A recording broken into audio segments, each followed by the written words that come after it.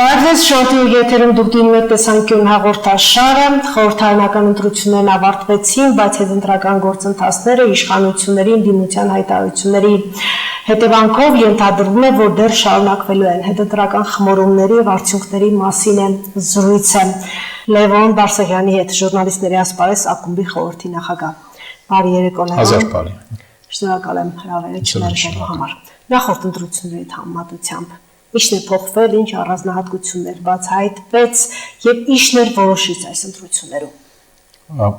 Նախորդ ընտրությունների ազգային ժողովի նկատի ունեք հավանաբար,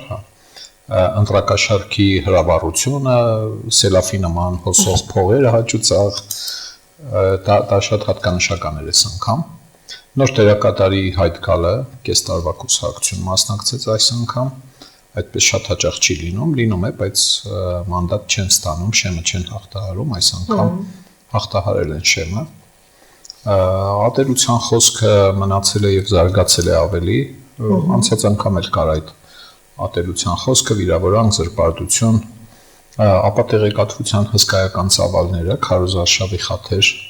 ստերի մի մեծ հրավառություն։ Կրեմլի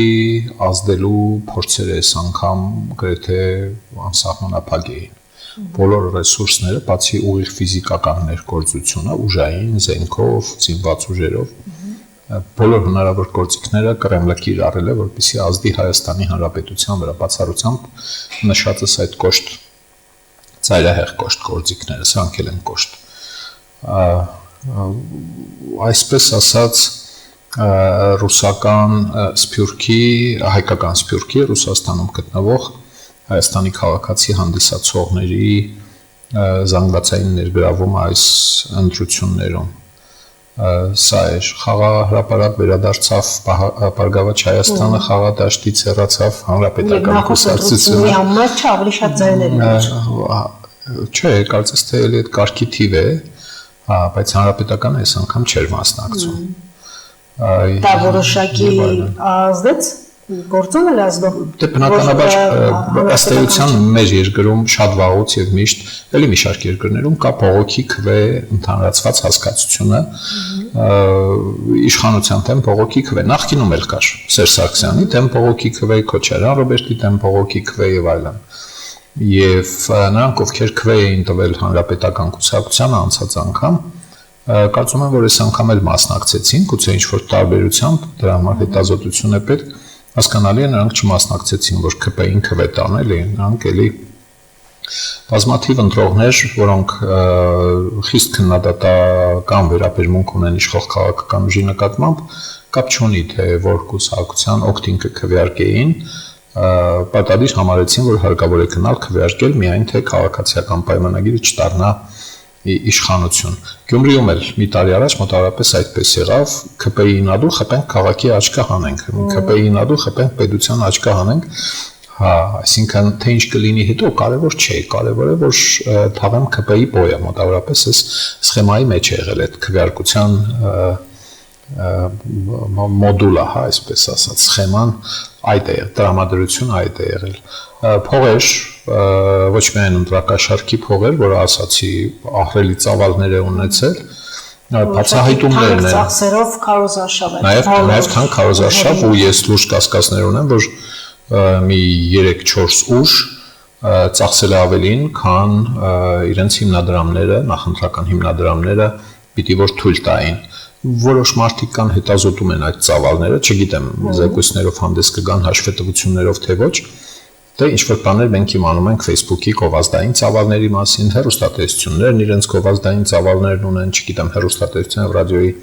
հանձնաժողովը օրինակ գովազդային ծավալներ բազմապատկած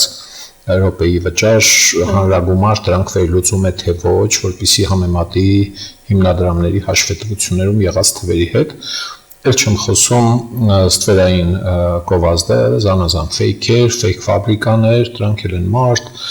դրանք էլ հիպոթեք ունեն, երեխա կամ ուրազի պիտի հասցվի, դրանց էլ են բոլորին վճարվել է եւ դրանք հիմնականում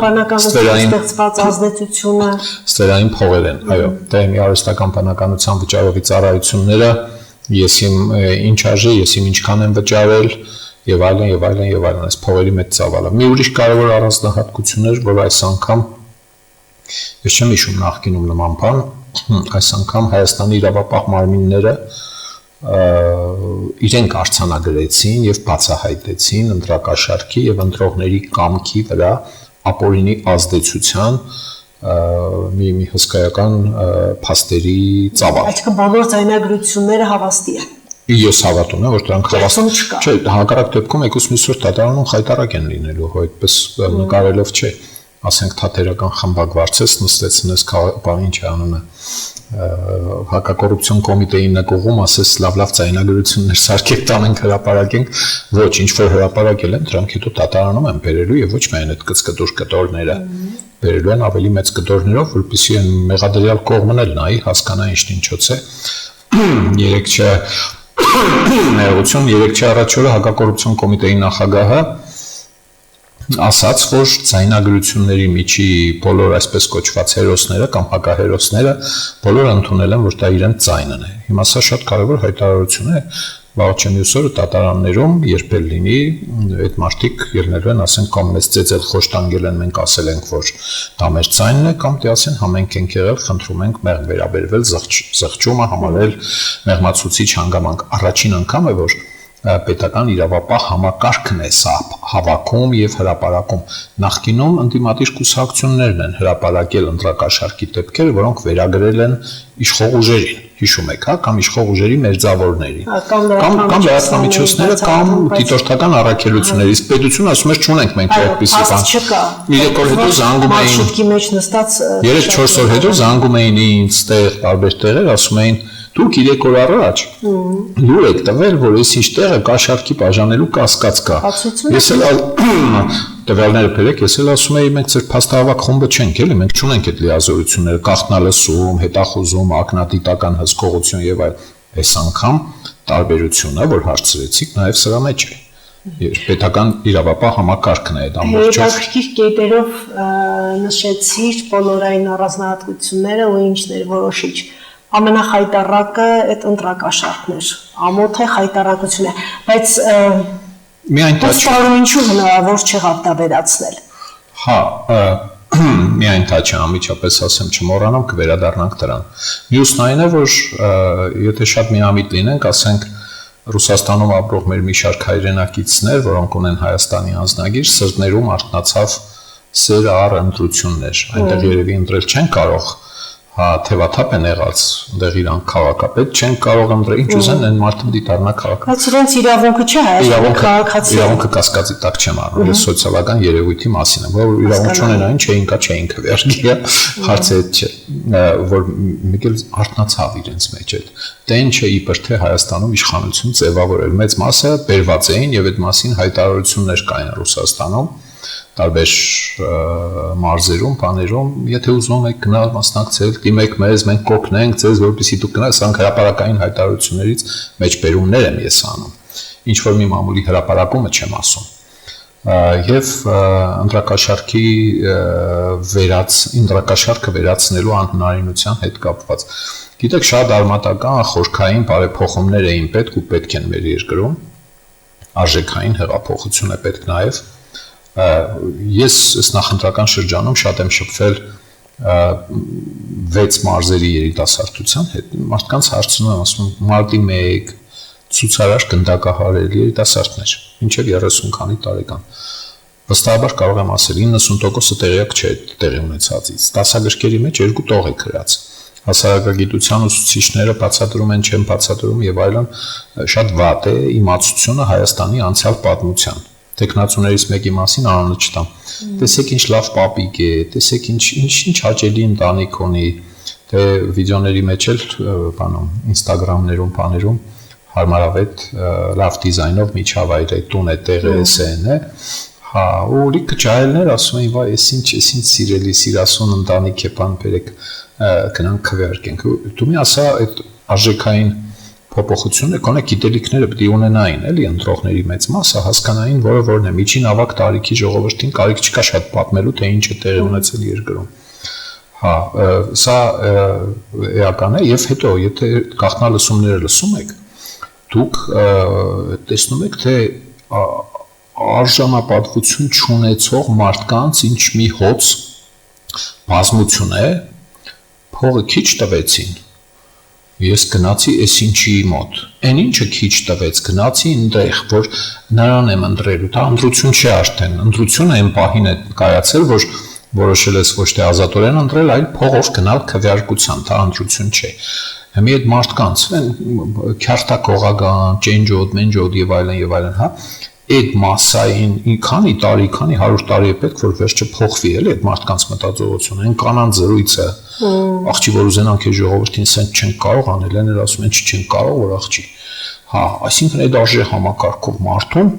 ես էլ ունեմ մի քվե, դուք էլ, հա, ինքն էլ ունի մի քվե, էլի ժողովրդավարության բանն է, էլի զրկանքներից է կամ թերի կողմերից է, հələ լավը չի հորինվել, էլի ճիշտն ասած, պիտի հաշտվել, սովորել, բացադրել, առաջ քաշել, բայց 100%-ով համոզված եմ, որ պիտի խստորեն համոզված եմ, որն է, կուզեմ, որ խստորեն այն ամենաբարձր պատժաչափով 7 տարի է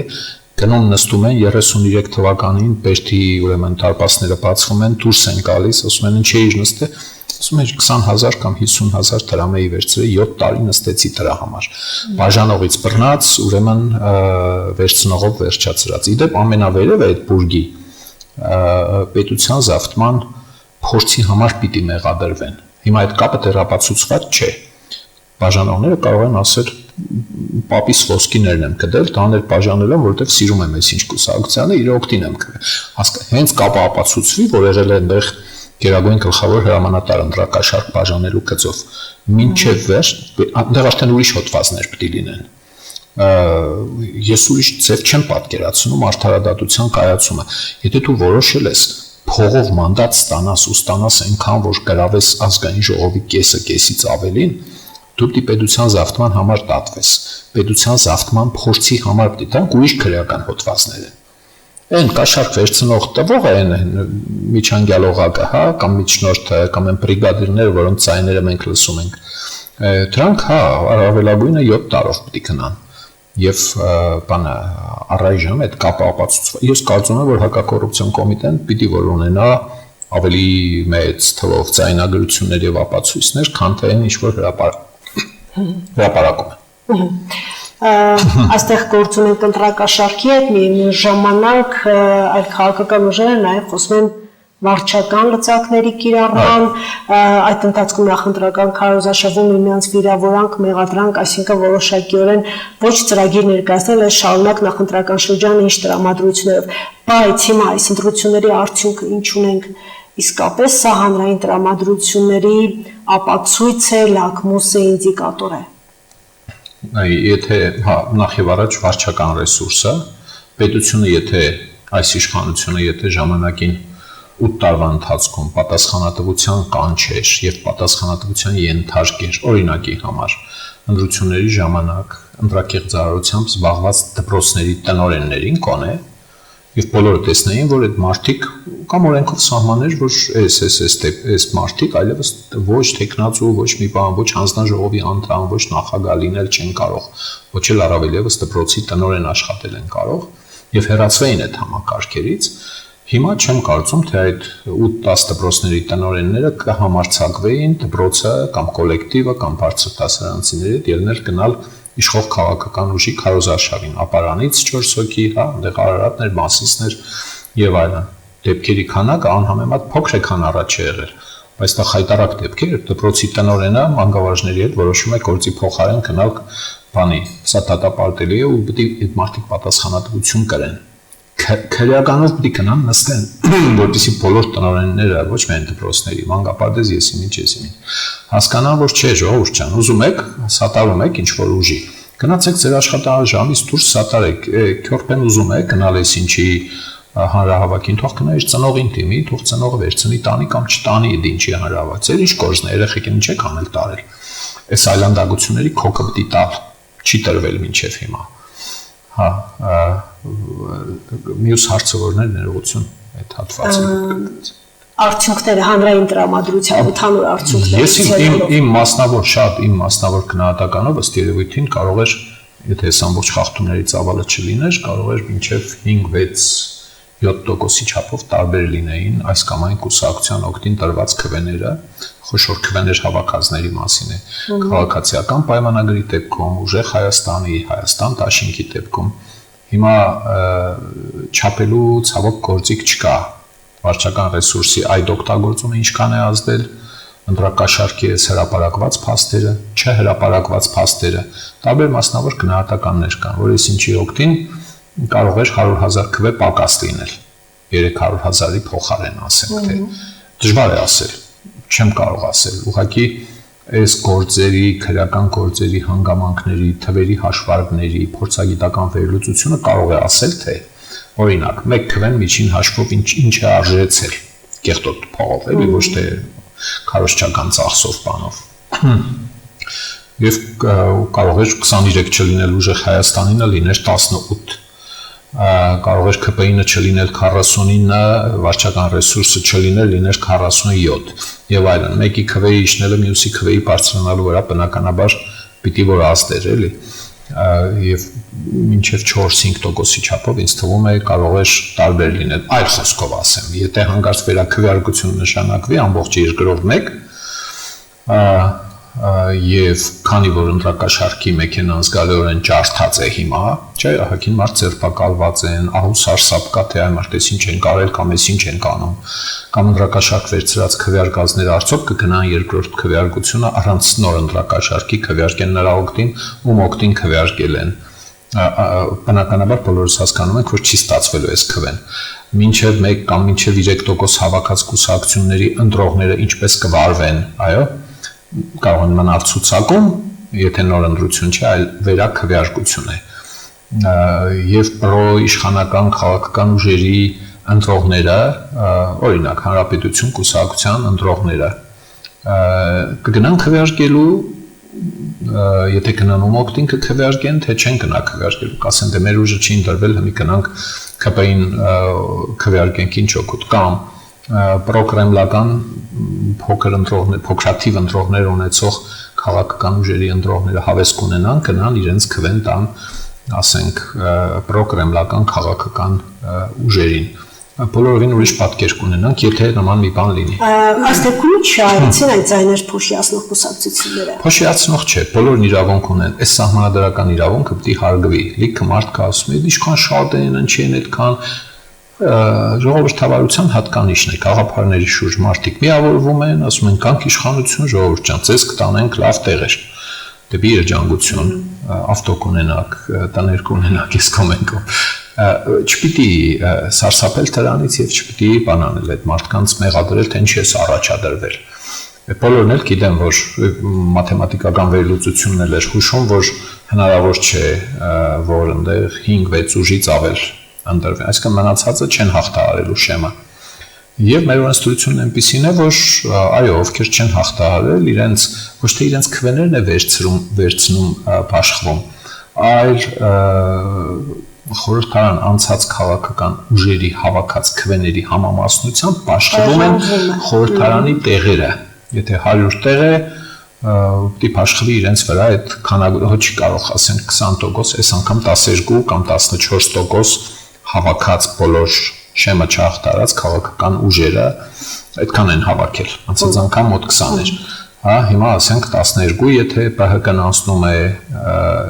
խորհրդարան եւ 16, ասենք թե, եթե ՊՀԿ-ն չի անցնում խորհրդարան,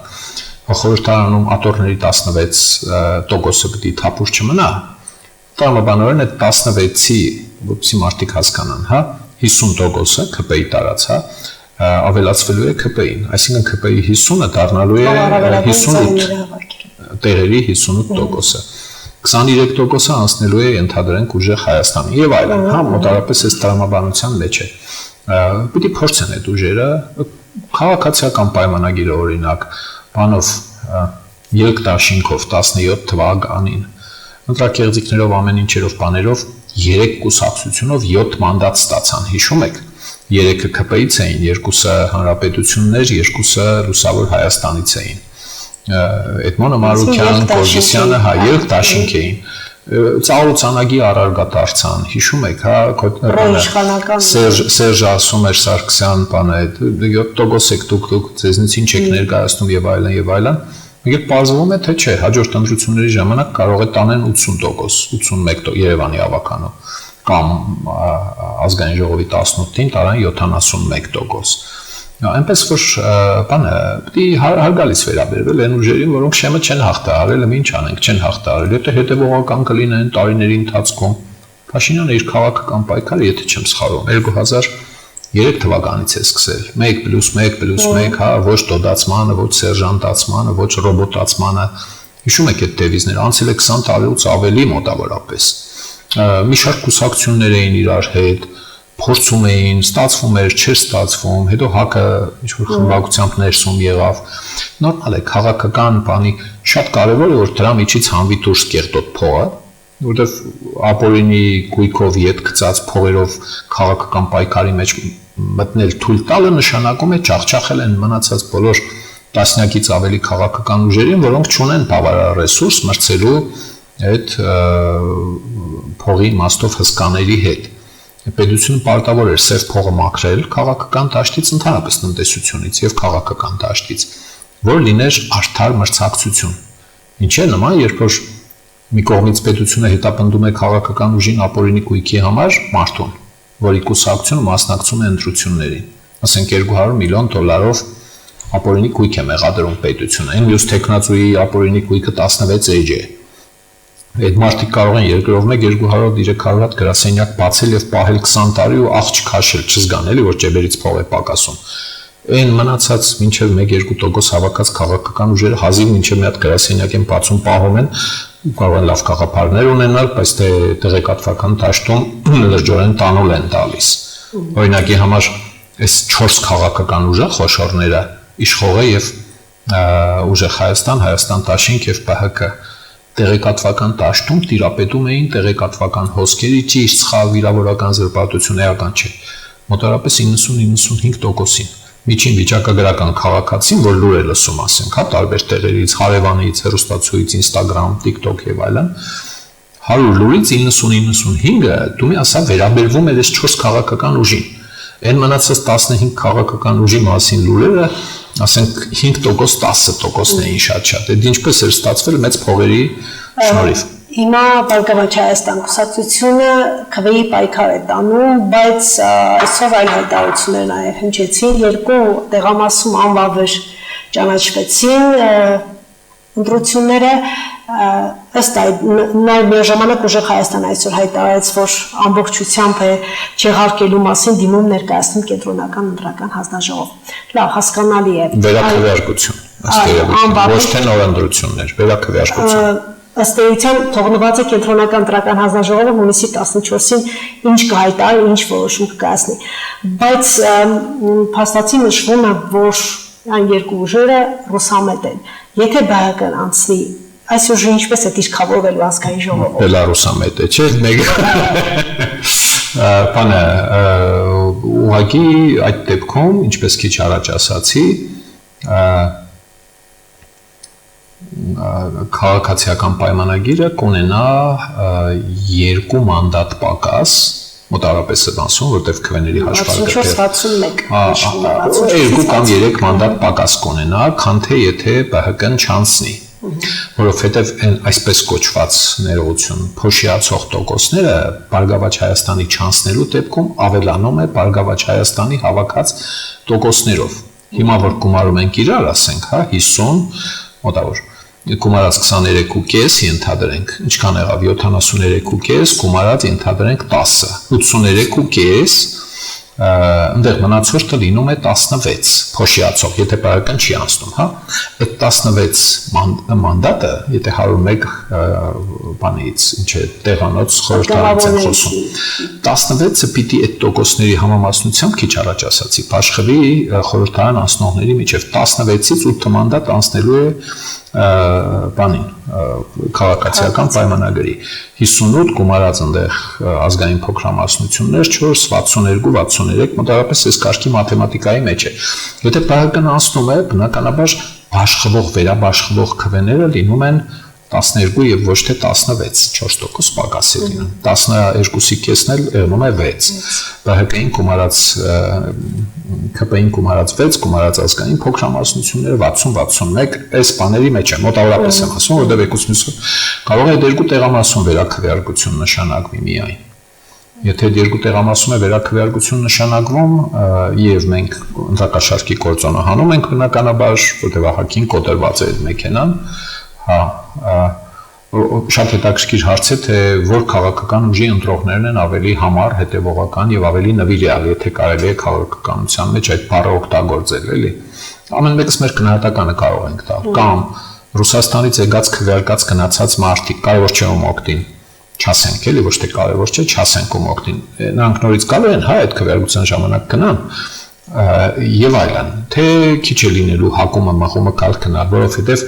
ըստ էության շանսը գրեթե քիչ է, որ արմատական բան փոխվի երկու տեղամասերի քվեարկության արդյունքում։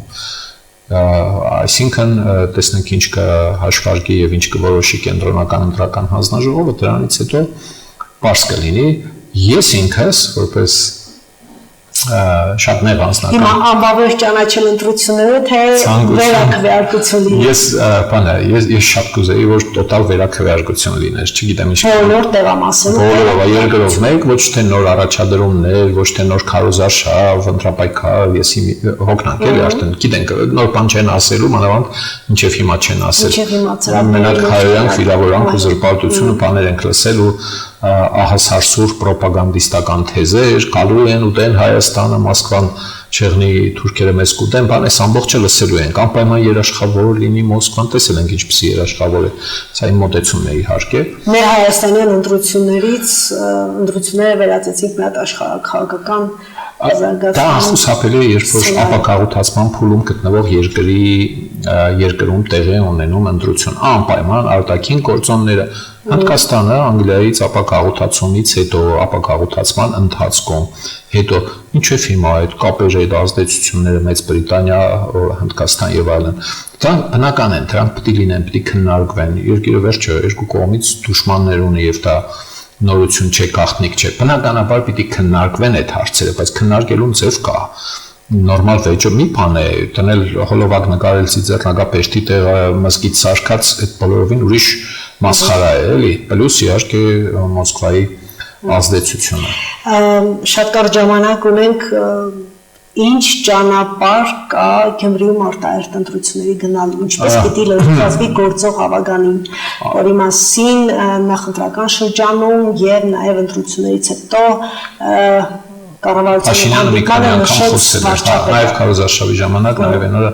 ճիշտ ասած հանուն արդարության եւ այլն, ես չեմ ուզենա, որ արտահերթ ընտրություններ լինեն,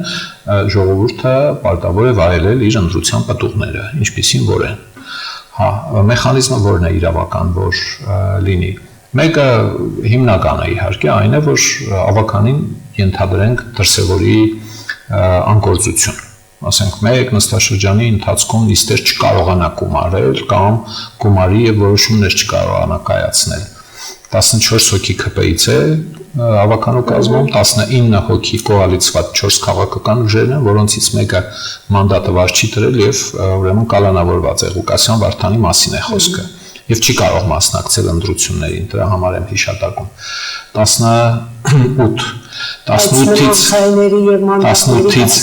18-ից եթե երկուսը ինչ որ մի հրաշքով անցնեն կամ որոշեն, որ այլևս նիստերի չեն գնում, բայց մանդատը չեն հանձնում։ Եվ քաղաքացիական պայմանագիրը կնկատի, որ եթե իրենք էլ նիստերի չեն գնում, այնտեղ 16 հոգին չի կարող նիստ գումարել։ Եվ այդպես մեկ նստաշրջան։ Հիմա Կարնանայինը բրծնում է։ Աշնանայինը սեպտեմբերի սկիզբ մինչև դեկտեմբերի վերջ, ասենք թե, եթե այդ ամբողջ ընթացքում հաջողվի կամ ստացվի կամ չհաջողվի այնպես անել, որ նիստեր չգումարվեն, այդ դեպքում կառավարությունն իրավունք կունենա լուծարել ավականին եւ նոր ընտրություններ նշանակել։ Մյուս ճանապարհը որն է, երբ որ կատեգորիկ անցնում է ԿՊ-ի կողմը, Պաշտ չէ պատկերացնել, որտեղ մարդիկ, որոնք հայտարարել էին, որ ոչ մի դեպքում իրենք թույլ չեն տա, որ Վարդան Ղուկասյանը դառնա քաղաքապետ, ելան գնացին քվեարկեցին, որ ինքը դառնա քաղաքապետ։ Մեկուց մյուս օր մարդ էսել է, ասենք, հազար ու մի բան կա աստղերի դասավորություն, մոլորակներ բանման, առավոտ ելնեն քներից, ասեն, չէ մենք որոշեցինք, որ ճիշտը մի քիչ այլ կերպարանք ունի, քան թե ջահել ժամանակ էինք մտածում։ Մյուս ճանապարհները կան։ Այսինքն ինչ պատճառը հետևանքային կապ պետք է լինի, որ ենթադրենք, որ ավագանին գործող շատ նորմալ աշխատում են, նման բանակների ճամբարները գնալ, ինչ կարող է լինել։ Չի կարող արտահերթ լինել, մի հատ ուրիշ տեսական ճանապարհ կա, որը ակնհայտ կներեք քաղաքական խուլիգանության կնմանվի, եթե Գյումրի քաղաքը խոշորացվի որևէ բնակավայրի հետ։ Ասենք Գորիսը տեղի եւ Տաթևի հետ խոշորացվեց եւ լինելու է հիմա վերախոշորացված Գորիսի ընտրություն։ Եղեգնաձորը Արենիի եւ Եղեգիսի հետ վերախոշորացվեց, հիմա լինելու է տեսական խուլիգանություն դրա համար եմ ասում, էլի Ախուրյան համայնքից մի գյուղ վերցվի Ազատան կամ Մայիսյան կամ Առափի, հա միացվի, ասվի վերակազմավորում ենք Ախուրյանը փոխում ենք վարչա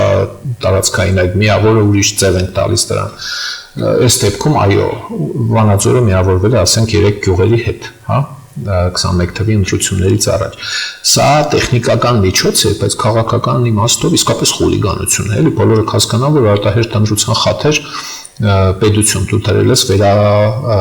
վերախմբավորել ես համայնքները կամ Ախուրյանը միավորել Գյումրի քաղաքի հետ, այս մի ուրիշ բան է, քիչ հավանական, ես ուղղակի սցենարները մաթեմատիկական մոտեցմամբ փորձում եմ շարել, էլի հավանականությունը 1-0-ին մոտ է, էլի այս դեպքում։ Եվ ինչ կարող է լինել։ Ես իմ կարող է թևաթափ լինեն իշխող քաղաքական 4 ուժերի կոալիցված Գյումրիում։ Ասես երկրում բան չի տզվում, եւ այլն, մենք բոյկոտում ենք, հրաժարական ենք տալիս, ելնում ենք, գնում ենք հոգուներին հասնի, էլի, ինչ իմանամ, վերջացրած ազգակցական կապերով կարող են շղթայվել ԿՊ-ի որոշ